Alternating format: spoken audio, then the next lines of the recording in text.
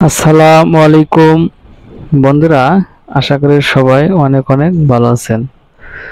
বন্ধুরা, আজকে থাম্বনেল অনুযায়ী অ্যানিমেলস প্রো 24 একটি বিশেষ ধরনের ভিডিও নিয়ে আপনাদের সামনে হাজির হলো, যেটা হলো যে কুরবানির ঈদ অতি নিকটে।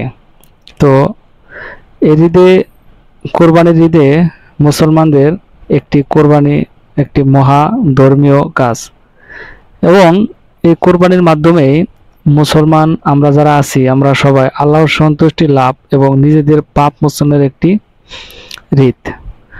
তো এই ঈদে আমরা পশু কোরবানির মাধ্যমে আল্লাহকে সন্তুষ্ট করে থাকি এবং নিজেদের পাপ মোচনের একটি ফয়সালা করে থাকি। তো বন্ধুরা, সেই ধারাবাহিকতা এবং সেই পরিপ্রেক্ষিতে আজকে আমি আপনাদের মাঝে এমন একটি ভিডিও নিয়ে হাজির হলাম যে কোরবানি পশু ক্রয়ের ক্ষেত্রে আমাদের যেসব বিষয়গুলা লক্ষণীয় বা আমাদের উপর যে কোরবানি ফরজ, তো আসলে কাদের জন্য সে বিষয় নিয়ে আজকে আলোচনা হবে। তো ইনশাআল্লাহ ভিডিওটি দেখতে থাকুন। বন্ধুরা, আজকের আলোচনার বিষয় কোরবানি পশু ক্রয় করার বিশেষ নিয়ম, অর্থাৎ আপনি বা আমি চাইলেই কিন্তু কোরবানি পশু ক্রয় করতে পারি না। যে কোনো বিষয়ের একটি নিয়ম আছে, তেমনিভাবে কোরবানির পশু বা কোরবানি করা এরও কিন্তু একটি নিয়ম আছে বা ধারাবাহিকতা আছে। তো যে কেউ চাইলেই তার মন গড়া মতে বা তার নিজের ইচ্ছা মতে আমরা ইচ্ছা করেই যে কোনো কাজ করতে পারি না। আরও যেহেতু এটা একটা আল্লাহকে সন্তুষ্টি লাভের জন্য এই কাজটি করা, আমাদের যাবতীয় পাপ মোচনের জন্যই এই কাজগুলো করা।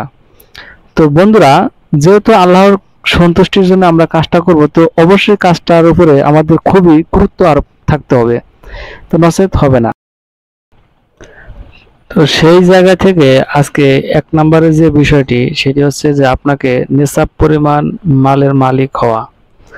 আপনাকে অবশ্যই নিসাব পরিমাণ মালের মালিক হতে হবে, তবেই সিনা আপনার উপর কোরবানি দেওয়া ফরজ।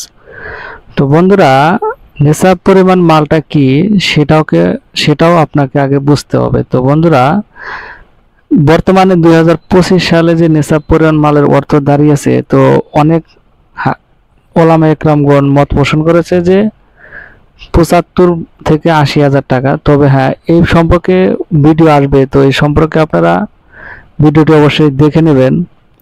তো অবশ্যই আপনাকে এখানে নিসাব পরিমাণ মালের মালিক হতে হবে, তবে সিনা আপনার উপরে কোরবানিটা ফরজ হবে।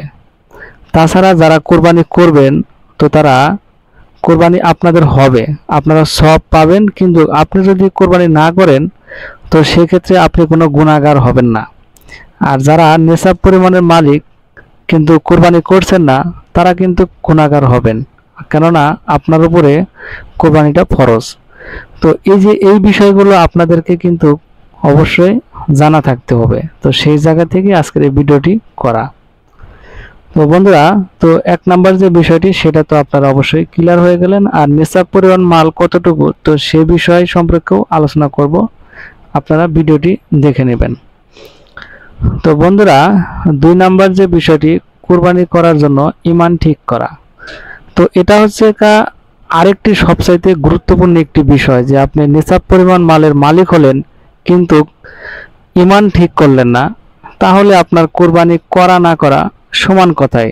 অর্থাৎ এক কথায় বলতে গেলে গোশ খাওয়ার জন্য কুরবানি করা। তো ঈমান কিরকম পাকাপোক্ত করতে হবে, যে আমি একমাত্র আল্লাহকে সন্তুষ্টির জন্যই আজকে পশু কুরবানি করিতেছি আল্লাহর রাস্তায়।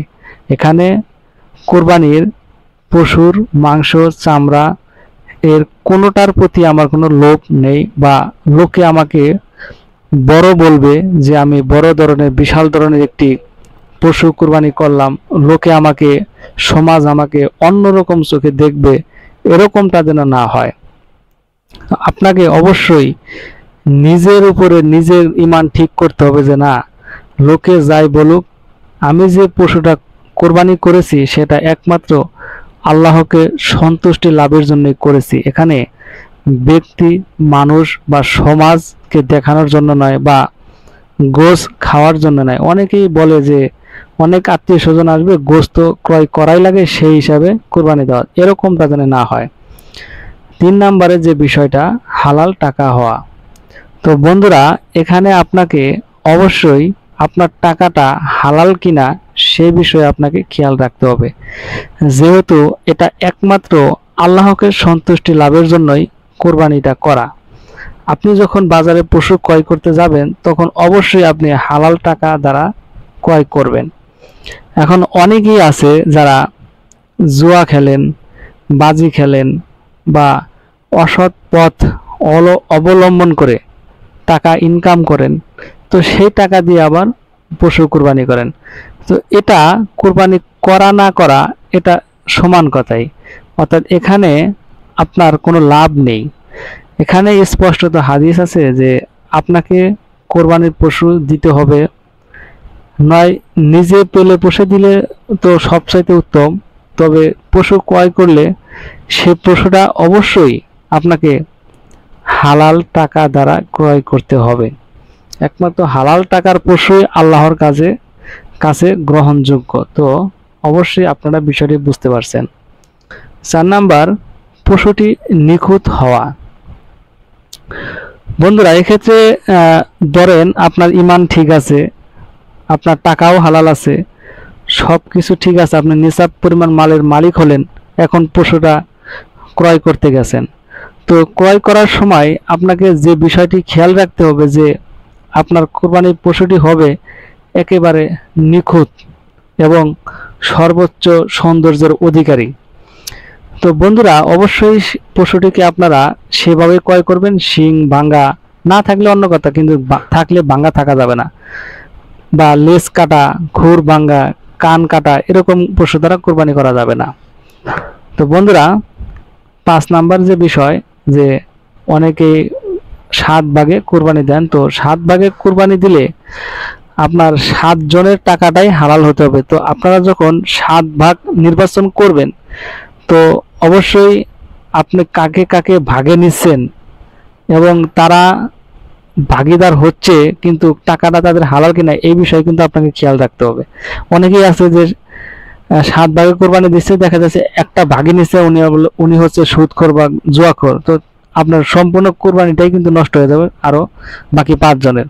তো সেই বিষয়ে অবশ্যই খেয়াল রাখবেন। তো আশা করি বন্ধুরা আজকের ভিডিওটা আপনারা সবাই বুঝতে পারছেন। তো নেক্সট ভিডিও পাওয়ার জন্য অবশ্যই চ্যানেলটি সাবস্ক্রাইব করে পাশে থাকবেন। তো আজকের ভিডিওটা এই পর্যন্ত। ধন্যবাদ সবাইকে। আসসালামু আলাইকুম।